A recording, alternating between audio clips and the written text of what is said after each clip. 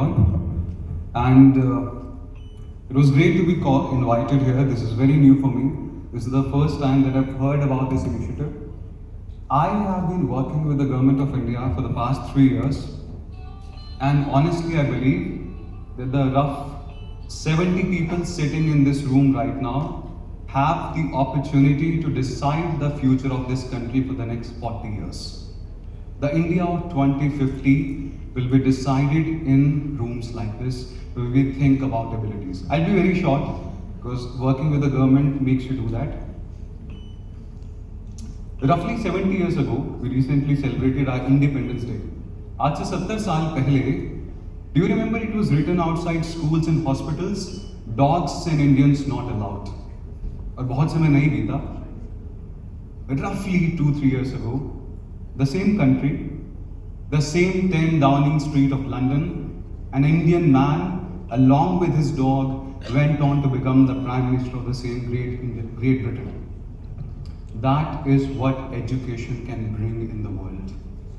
I remember आज से 5 साल पहले when I was in a session with some Harvard students, I was rejected for the very basic reason that I did not have the financial abilities to fulfill my dreams. And I used to think that this country that produced Takshila and Nalanda, I mean the first educational institutions in the world, would there be a time that Indians would decide what would education look like around the world? And today, it was just 30 minutes I've been here, but a ray of hope ignited in my mind. What can education do for you?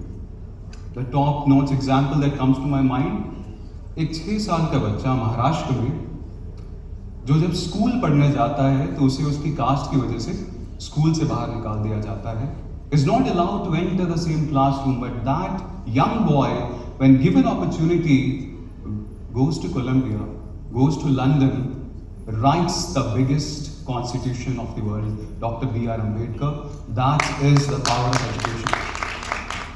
And I believe through this initiative, we can produce millions and millions of Dr. Ambedkars who are sitting right here and in villages of this country. All they need is opportunity, and I will request Mr. Gary also. The government is also doing great initiatives.